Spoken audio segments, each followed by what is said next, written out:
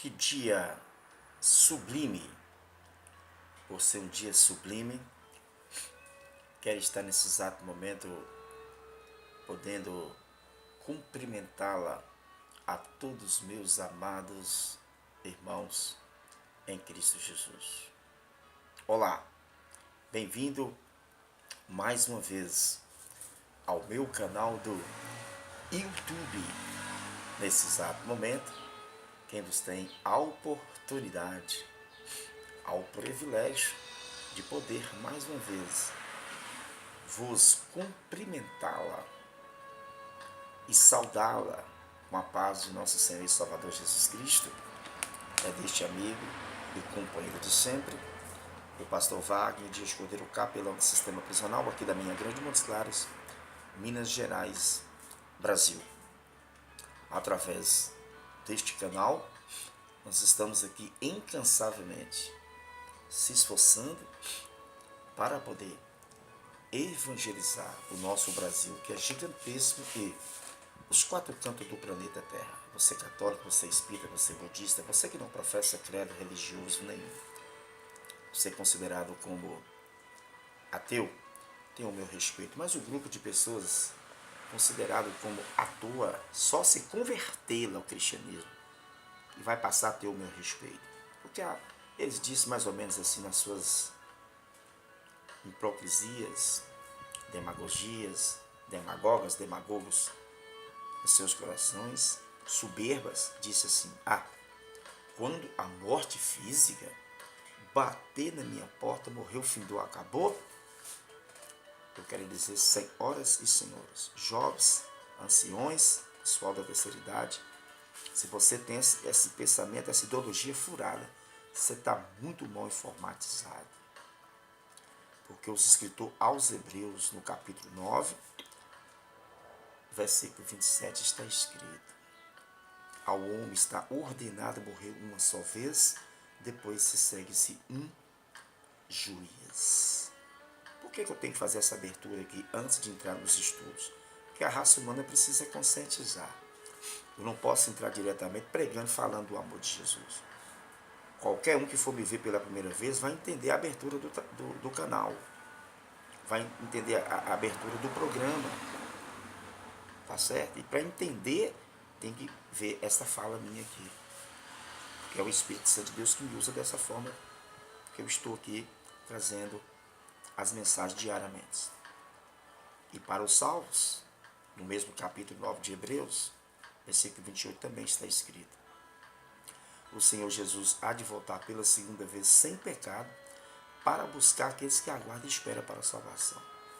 Fica você sabendo, aos que Jesus vai voltar pela segunda, que aguarda, é quem está na palavra, é quem está com Ele, é quem já fez a decisão para Ele, não é fazer decisão para a religião, que converteu ao cristianismo, que abriu o coração, que abandonou o pecado, que abandonou as orgias, que abandonou a idolatria, que abandonou tudo que não presta, que a carne almeja, que a carne gosta de degustar.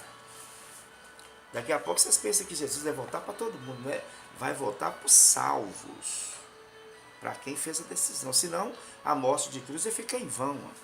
Senão, todo o sacrifício vigário que ele fez no Calvário ia ficar servendo para nada, ter serventia para nada. Por isso que ele morreu. Por isso que ele veio a esse mundo, para dar direito quem quer, quem acreditar. Então, a partir desse exato momento, eu quero estar fazendo uma breve oração como de costume, e já vou entrar hoje sobre volume 4. Volume 4 vai ser profundo demais, que eu vou fazer divisões. Eu não vou estar lendo referência hoje, vou deixar você ler em casa. Ontem eu fiz lendo, né? Muitos achou até cansativo, mas se é um estudo, o primeiro vídeo, o primeiro vídeo, o segundo vídeo, o terceiro vídeo, foi só uma abertura, o que é a escatologia. Mas da partir de hoje, que nós vamos estar fazendo com divisões, vamos estar aprofundando, vamos entrar numa cisterna de profundidade bem funda. As outras foi cisterna rasa. Falei com muita facilidade para o pessoal leigo entender mais ou menos um pouquinho, para hoje até os leigos entrar naqueles que não são leigos. Senhor meu Deus e meu Pai, nesse exato momento estou aqui mais uma vez aqui neste canal, essa oportunidade ampla que eu estou tendo aqui, o meu espaço, de poder fazer a minha parcela de contribuição, de proclamar o ID do Senhor, os 4 cantos do Brasil e os 4 cantos do planeta Terra. Que eu venha desaparecer e que o Senhor apareça assim no meu ministério. Que eu venha diminuir e que o Senhor venha crescer assim no meu ministério. Muito bem, meus amados irmãos, eu quero hoje estar aprofundando em uma cisterna de conhecimento com muitas profundidades. As outras cisternas que eu abri aqui, falei para vocês, volume 1, 2 e 3, foi rasa. Mas daqui da quarta em diante desse vídeo que vai ser postado, será bem profundo.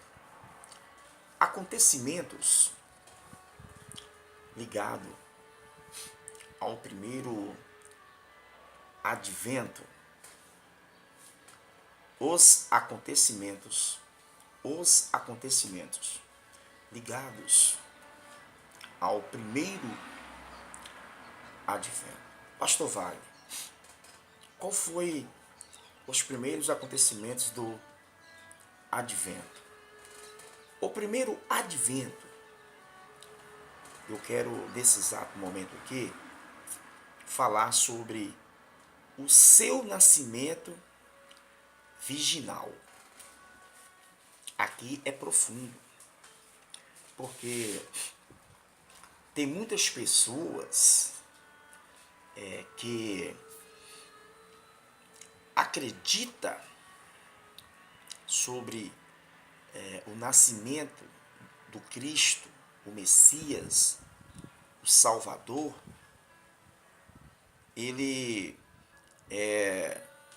Muitas pessoas ainda estão esperando ele nascer.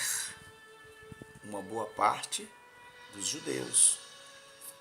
Mas graças a Deus que hoje, em pleno século XXI, tem muitas igrejas infiltradas dentro de Israel, já esclarecendo para muitos judeus que Jesus já nasceu, que Jesus já veio e cumpriu o seu ministério. Mas uma outra parte, infelizmente, não acredita. Mas nesse exato momento aqui eu posso mostrá-la, que inclusive nos primeiros vídeos postados, que eu vou fazer aqui dividido aqui, os acontecimentos ligados aos primeiros adventos. Qual foi o primeiro advento? Foi o nascimento virginal, ou seja, o nascimento do Salvador. E eu vou estar falando as referências que vocês já leram nos outros vídeos anteriores, mas eu tenho que fazer por etapa. Isaías capítulo 7, 14. O profeta Isaías é o que mais menciona sobre o nascimento de Jesus. Isaías capítulo 9, versículo 6 ao 7. Isaías capítulo 9, versículo 6 ao 7.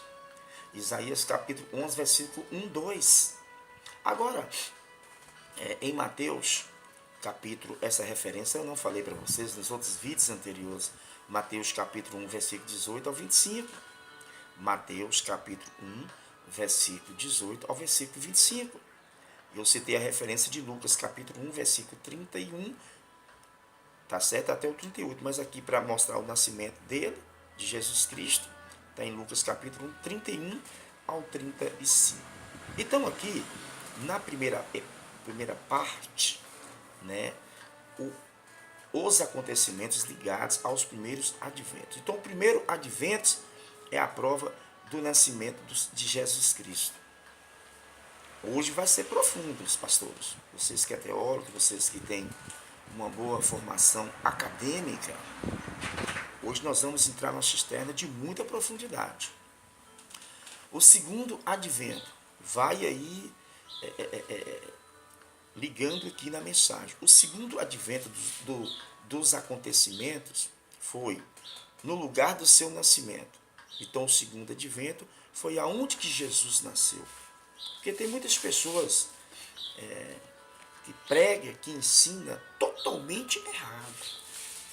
O profeta que profetiza sobre a localidade que Jesus ia nascer foi o profeta Miqueias. Isso aqui é profundo. Aonde vocês, eu sei que muitos pastores têm conhecimento, mas tem muitos outros companheiros que não têm esse conhecimento. Então, o profeta Miqueias, né, do segundo advento, ele profetiza que Jesus Cristo ia nascer em Belém da Judéia. É, pastor Vale? Sim, em Belém da Judéia. Para provar se isso é verdade em Belém da Judéia, vocês podem abrir aí em Miqueias, capítulo 5, versículo 2. Miqueias, capítulo de número 5, versículo 2. E para não ficar só em Miqueias, que faz parte do Velho Testamento, vocês podem ver lá em Lucas, capítulo 2, versículo 4. Aí já é no Novo Testamento. Aí já é o médico. Aí já é o doutor Lucas. Entendeu? Aí o doutor Lucas vai comentar no capítulo 2, versículo 4. Esse é o segundo adventos dos passos, dos acontecimentos que ocorreram na trajetória da prova do Salvador Jesus Cristo. Agora, a única referência que eu não posso deixar de lê-la, porque tem muitas pessoas que têm dúvida a respeito sobre Maria. Muitos pregam que Maria ela está virgem até hoje. Isto não é verdade. Esse protocolo das ideologias, por milhões ou bilhões em todo o planeta Terra, ele será quebrado nesse exato momento.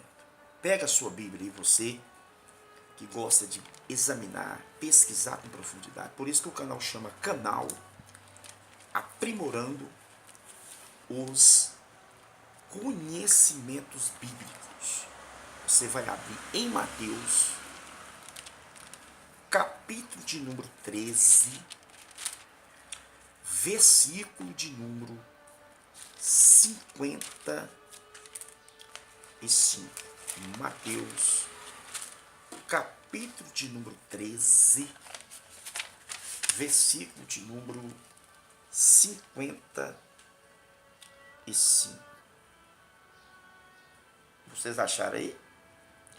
Não é este o filho do carpinteiro? Não se chama sua mãe Maria? Tá certo? E seus irmãos Tiago, José, Simão e Judas. Então Maria, após que ganha o Salvador Jesus Cristo, a Bíblia fala que o anjo fala para José: pode pegar ela. Ela continua moça. Ela continua da forma que quando você os conheceu e namorava. Ela é a sua esposa, José. Pode ficar em paz. Até o nascimento do Salvador, para a época, Maria estava virgem. Mas, quando José, ou seja, une-se Maria, case-se com Maria, aí Maria vai ter 4 filhos legítimos com José do sexo masculino. Olha eles aí, ó. Mateus, capítulo de número 13, versículo 55. Não é este o filho do carpinteiro? Não se chama sua mãe Maria, seus irmãos. Não está falando aqui primo, não. Se na sua Bíblia, presta atenção aqui, está primo, foi alguém que traduziu totalmente errado. Mas no original foi irmãos de sangue. Entendeu, pessoal? Aí, ó. E eu quero mostrar também que Jesus teve irmãs mulheres. A Bíblia só não cita o seu nome. Marcos, capítulo 6. Marcos, capítulo 6, versículo 3. Marcos, capítulo 6, versículo 3. Não é este o carpinteiro, o filho de Maria, irmão de Tiago e José? Judas e Simão? E não vive aqui entre nós as suas irmãs? Escandalizava-se eles. Se lá no passado, o povo que viu com os olhos se escandalizaram a vê-la, aquelas mulheres, próximo ali de Jesus, dos seus irmãos, escandalizou. Você imagina hoje que você não pode ver as irmãs de Jesus. Entendeu? Então ele teve também, Maria teve filha mulher. A Bíblia só não cita nomes das filhas dela com José. Então Maria, eu quero trazer aqui com muitas seguranças, que o estudo é complexo, é profundo, entendeu? Inclusive, para você aí que gosta de pesquisar, não tem lá Judas, que é só uma folha, um capítulo, aquele lá que foi o irmão de Jesus Cristo, que nasceu do matrimônio de José com Maria. Para você só entender um pouquinho com profundidade. Tiago, o diácono, que converteu depois, que era rudo, igual muitos, hoje é rudo, porque tem gente que para converter demora tempo, é igual lá no presídio, tem pessoas que ficam anos e anos me ouvindo, daqui a pouco a palavra vai batendo, até a pessoa abre o coração e entrega a sua vida para Jesus Cristo. Então, as únicas referências hoje que eu tinha que trazer dentro do estudo de escatologia, com muita profundidade, que eu falei que a cisterna hoje ia ser funda, estou aqui trazendo em duas etapas dentro do assunto, os acontecimentos ligados aos primeiros adventos. Então, o segundo advento foi a prova do nascimento. Tá certo? Terceiro advento. Nesse terceiro advento aqui, vai ter mais referências bíblicas. Eu não vou estar lendo, mas você vai estar aí estudando, pesquisando, examinando, tirando todas as suas dúvidas. A sua morte. Então, quem é que fala primeiro sobre a morte do Salvador? O profeta Isaías. O profeta Isaías entra em cena novamente. No capítulo 53, vocês podem ver do versículo 3 ao versículo de número 11, o profeta Isaías vai estar narrando que o Messias iria ser crucificado, ia morrer. Então, o terceiro advento é sobre a morte do Salvador. Ainda vocês podem ver Evangelho de João, capítulo 19, versículo 16 ao versículo 30. Evangelho de João, capítulo 19, versículo 16 ao versículo 30. Vocês ainda podem ver primeiro aos Coríntios, capítulo 15, versículo 3 ao versículo 4. Primeiro aos Coríntios, capítulo 15, versículo 3 ao versículo 4. 1 Pedro, capítulo 2, versículo 24. 1 Pedro, capítulo 2, versículo 24. Então, o terceiro advento foi sobre a morte do Salvador Jesus Cristo. Agora, para nós aprofundar nossa cisterna, para nós aprimorar conhecimento, eu falei para vocês que hoje eu ia aprofundá-la. Daqui para frente, os estudos sobre escatologia será profundo, será bem profundo, para que a gente possa aprimorar conhecimento. Qual foi, pastor Wagner, então, o quarto advento? O quarto advento foi a sua ressurreição. O quarto advento vai estar acontecendo sobre a ressurreição. Ele foi à cruz, foi crucificado, pagou todos os preços no Calvário pelos meus pecados, pelos seus pecados, pelos nossos pecados, de toda a humanidade. Aí nós podemos ver muitas referências. Evangelho de João, capítulo 19, versículo de número 25 ao 27. Evangelho de João, capítulo 19, versículo 25 ao versículo 27. Marcos, capítulo 8, versículo 31.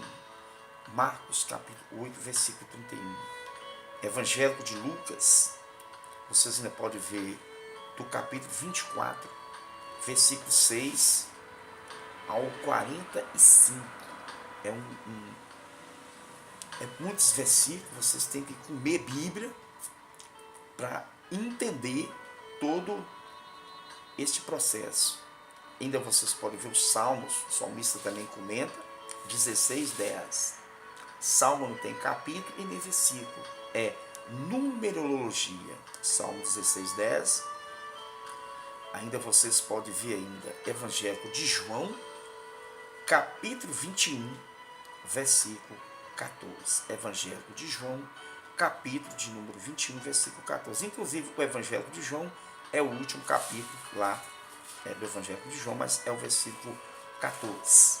Então, aqui nós estamos mostrando o quarto advento dos fatores que ocorreram na trajetória do Salvador Jesus Cristo. Agora vamos para o quinto advento. Então vocês estão vendo aí, eu já falei do primeiro, do segundo, do terceiro, do quarto. Meus irmãos, eu saltei um advento, mas ainda dá tempo eu falar sobre ele. Não tem problema não. Na verdade, eu saltei. Eu tinha que estar falando sobre o ministério de Cristo. Eu não falei sobre o ministério de Cristo, mas aqui eu ainda vou falar sobre o ministério de Cristo para mim depois. É porque eu saltei um advento aqui, mas não tem problema não. Mas eu vou falar aqui sobre o ministério de Cristo. O ministério de Cristo, quem menciona também sobre ele é o profeta Isaías. Seria o terceiro, viu? Mas dá tempo eu falar aqui ainda. Isaías, capítulo 61, versículo 1, né? Isaías, capítulo 61, versículo 1. Lucas, capítulo 4, versículo 18 ao 21. Lucas, capítulo 4, versículo 18 ao 21. João, capítulo 2, versículo 15 ao 22. Evangelho de João, capítulo 2, versículo 15 ao 22. Evangelho de João, capítulo 3, versículo 16. É que eu saltei. Tinha que ser primeiro o seu nascimento virginal, né? É o primeiro. Segundo advento, o nascimento de Jesus, eu falei. Eu saltei, fui para a morte. Então tinha que ser o ministério de Cristo. Foi essas referências que vocês pegaram aí. Agora, na verdade, aqui eu vou estar falando sobre o sexto, né? 1, 2, 3, 4, 5, 6. Agora é o sexto. Assunção. A sua acessão. A sua acessão. Tá certo? Vocês podem ver aqui no sexto, em Lucas, capítulo 24, versículo 29 ao versículo 53. Em Lucas, capítulo 24, versículo 29 ao versículo 53. Em Atos dos Apóstolos, capítulo 1, versículo 8 ao versículo de número 11.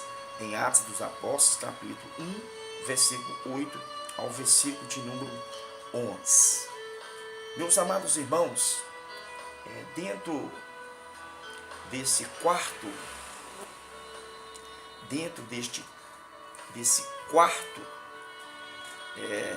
vídeo, que é volume 4 também, eu quero daqui para frente mostrar para vocês que existe tanta confusão na interpretação das profecias dadas pelos o Antigo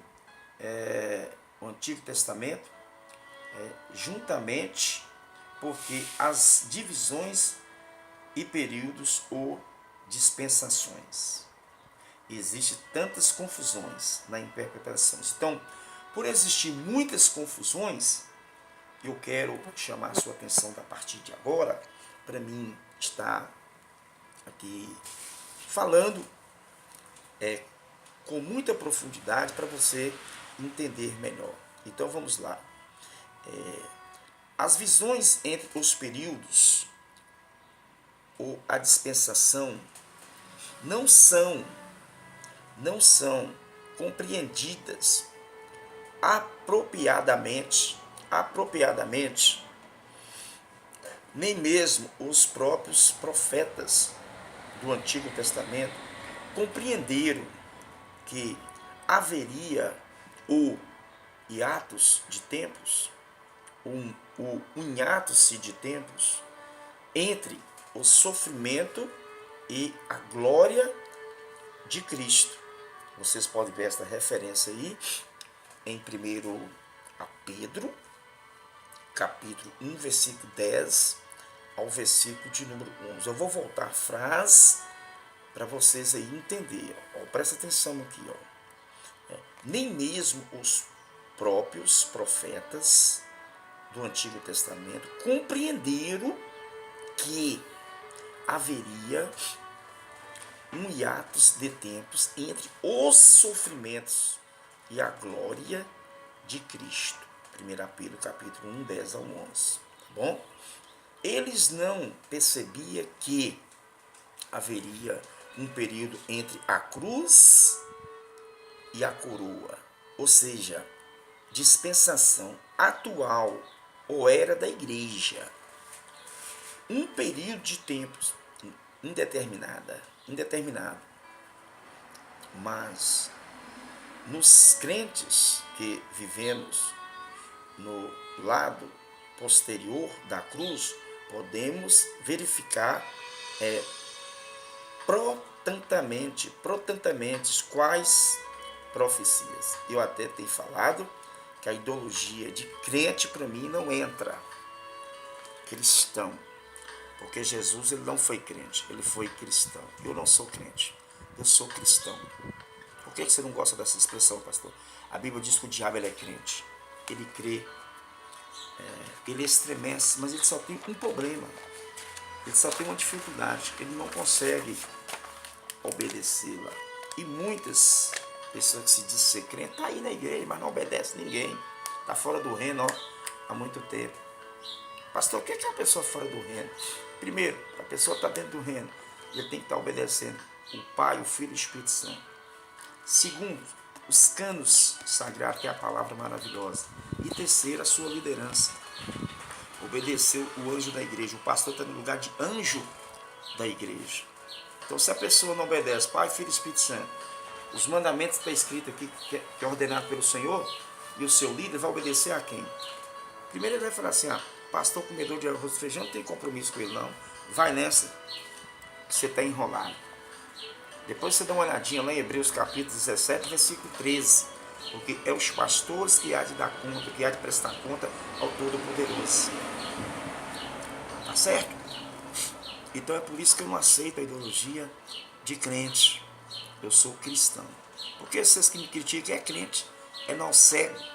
O cristão, para mim criticar, ele tem que pensar duas vezes. Poxa, eu não tinha analisado essas colocações que o Espírito de Jeová usou os lábios do servo dele hoje, para mim não.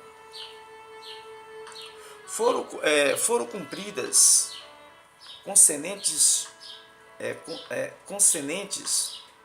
o primeiro advento de Cristo, os quais se aplica para a sua segunda vinda. A segunda vinda necessitava da primeira, ou seja, a segunda vinda necessitava da primeira e a primeira exige a segunda. Vamos lá, vamos aprender aqui para você entender. A primeira vinda de Cristo visa a salvação da minha alma. Na primeira vinda que Jesus já teve, que ele vem, visa a salvação da alma da pessoa, ou seja, da minha alma, da sua alma, tá certo?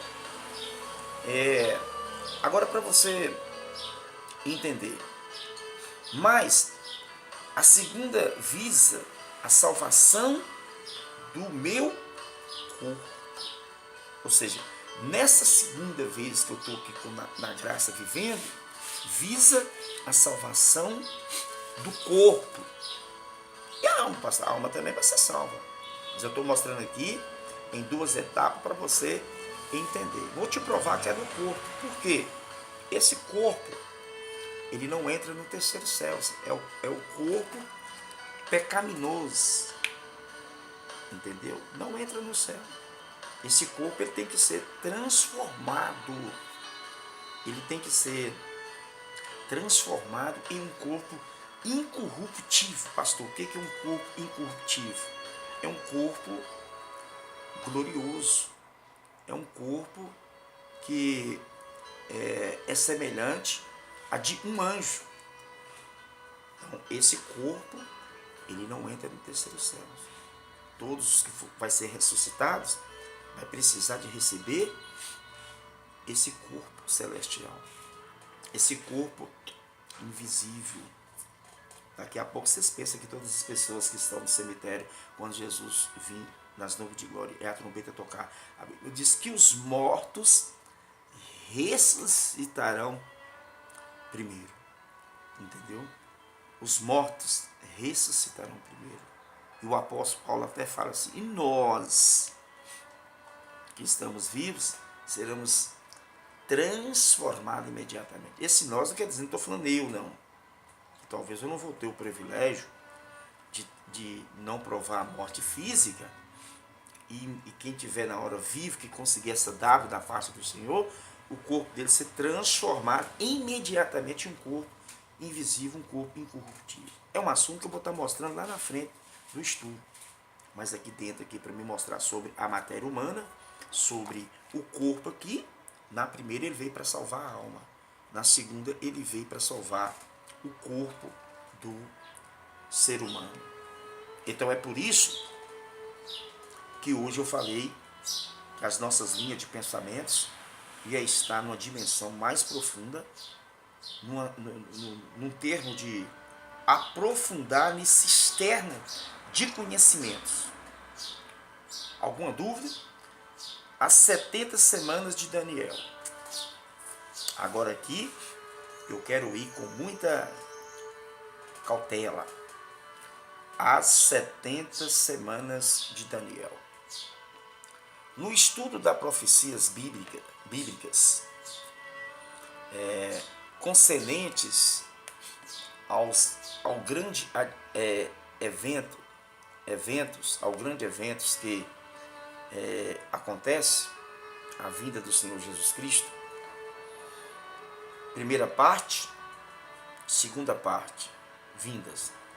A consumação ou o fim do mundo. A profecia de Daniel é a quem mais destaca. A profecia de Daniel que mais destaca é uma expansão do livro de Daniel. A profecia de Daniel constitui um código. Você sabia disso? Um código para percepções tanto das sequências segundo a qual os últimos acontecimentos se vão desenrolando quanto sobre aquilo que no futuro irá acontecer com judeus, gentis e a igreja. Vai desenrolar. O que vai acontecer com os judeus, os gentis e a igreja. Esta referência vocês podem ver em 1 Coríntios, capítulo 10, versículo 32. O apóstolo Paulo, ele faz menção. Trata-se da profecia sobre as 70 semanas que por Deus foram determinadas, e conclui o seu plano com o seu povo e sobre a santa cidade. Essa cidade aqui se refere a Jerusalém.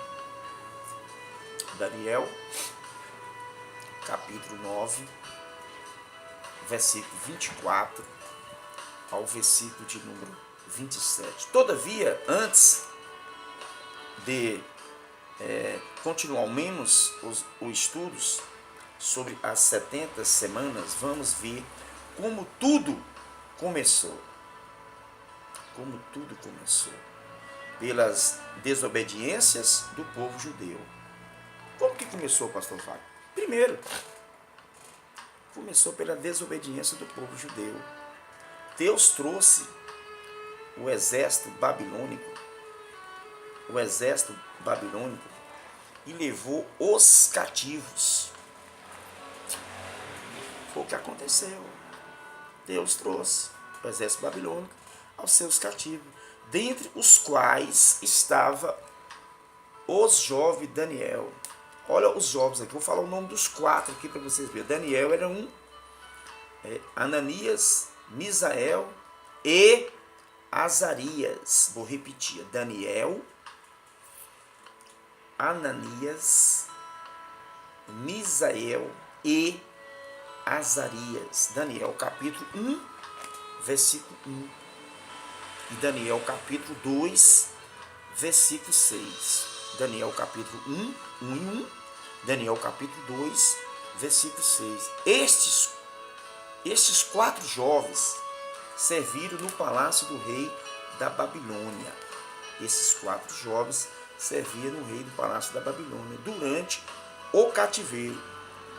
Quando o último rei babilônico, Belzazar caiu. Lembra do rei Belzazar que ele caiu? Vocês podem ver essa referência em Daniel capítulo 5, versículo 30 ao 31. Daniel capítulo 5, versículo 30 ao 31.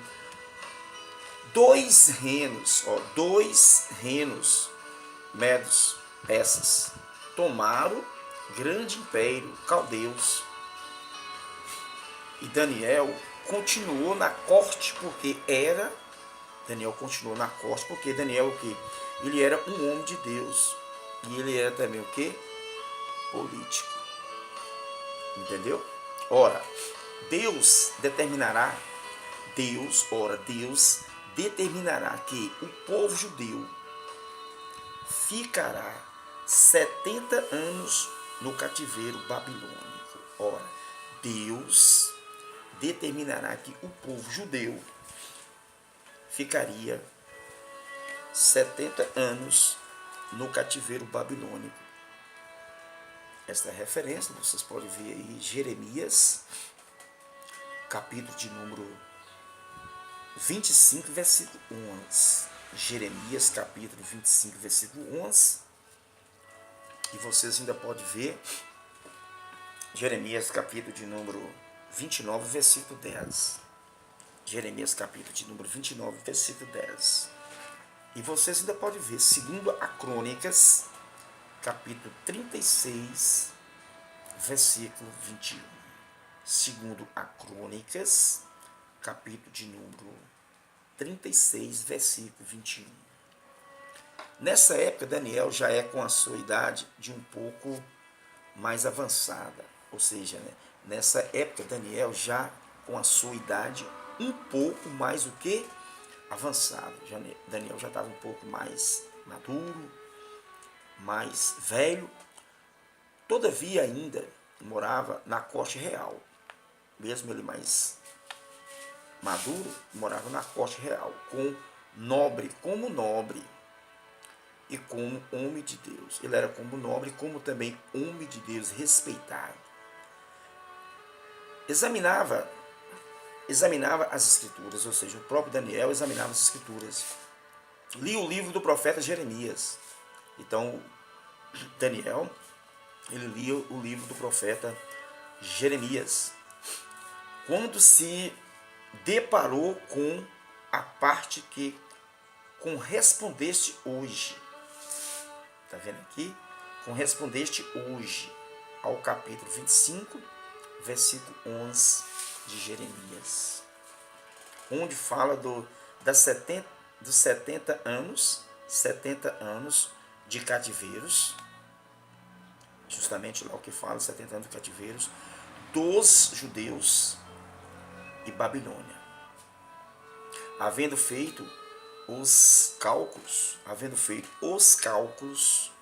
pela sabedoria divina do período de tempos desde que ele e os seus companheiros saíram de Jerusalém para a Babilônia, constatou que dezenas de anos se havia passado. Agora estava faltando pouco tempo para se completar o período determinado por Deus, 70 anos.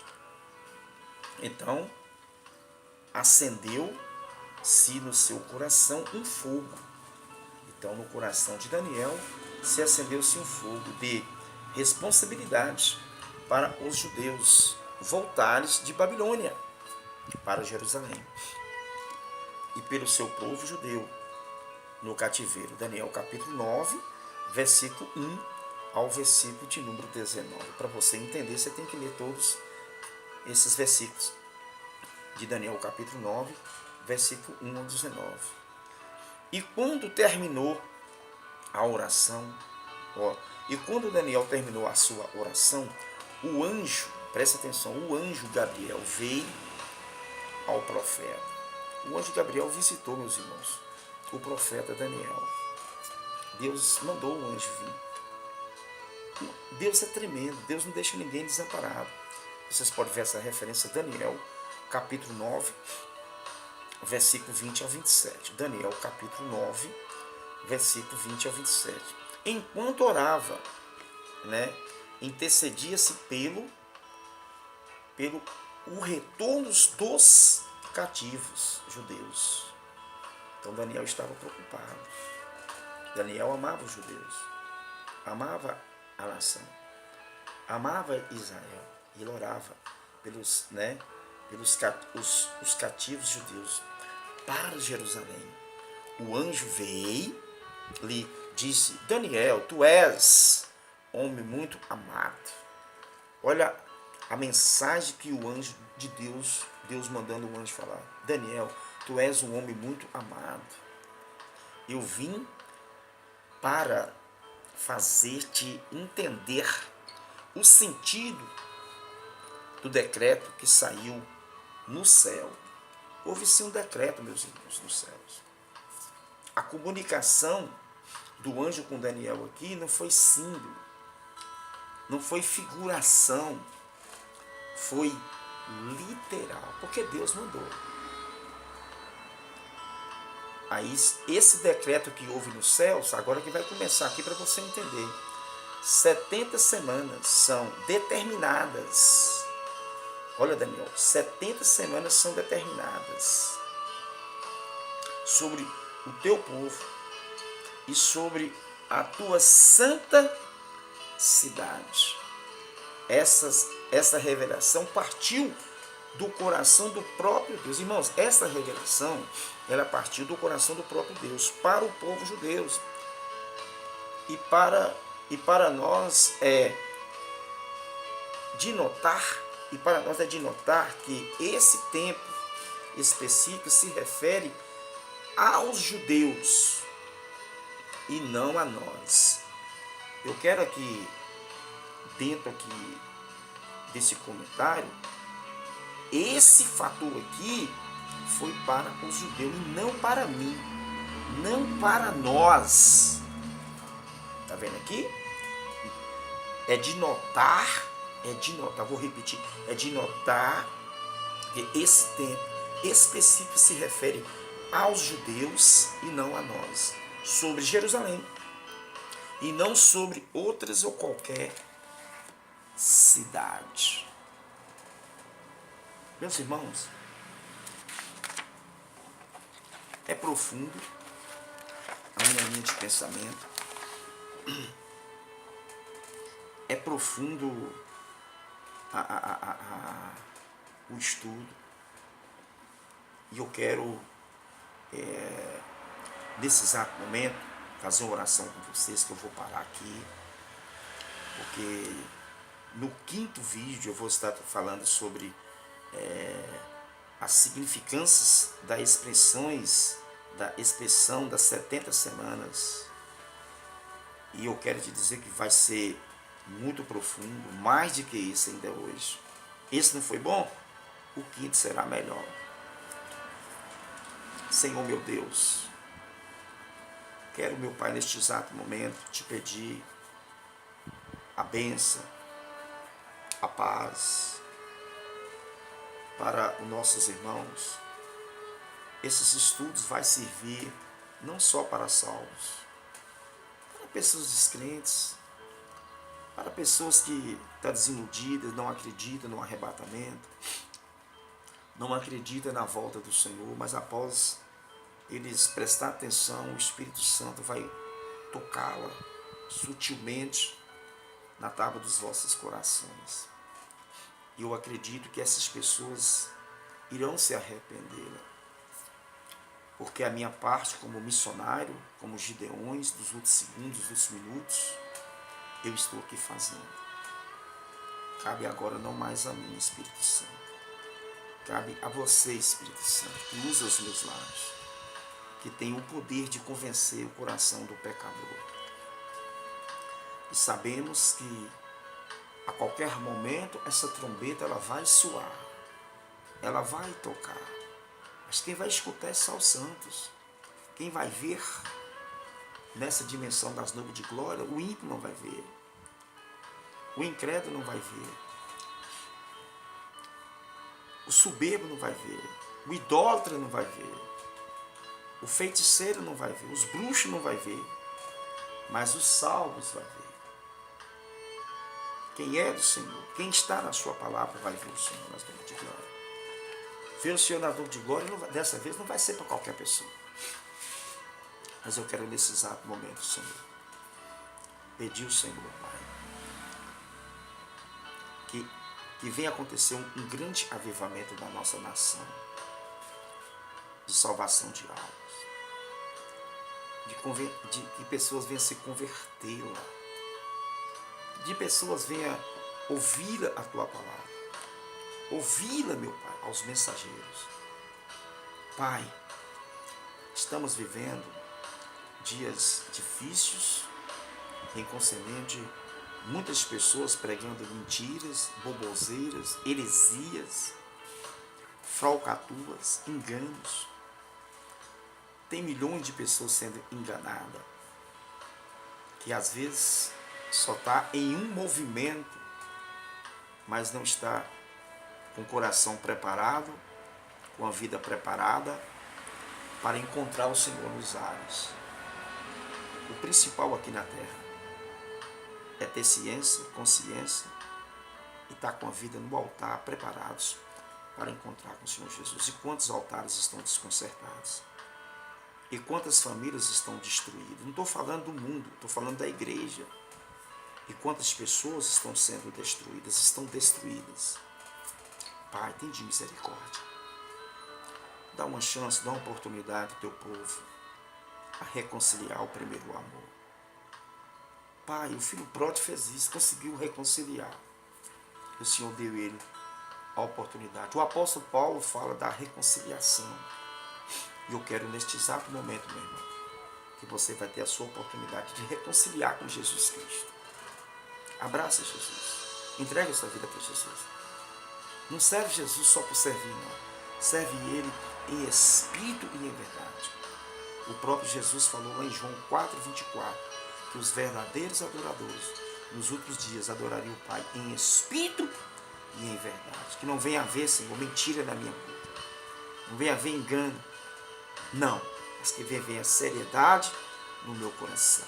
Esta é a minha oração, que eu te agradeço, no nome do Pai, do Filho e do Espírito Santo. Meus irmãos, fiquem todos na paz de nosso Senhor e Salvador Jesus Cristo.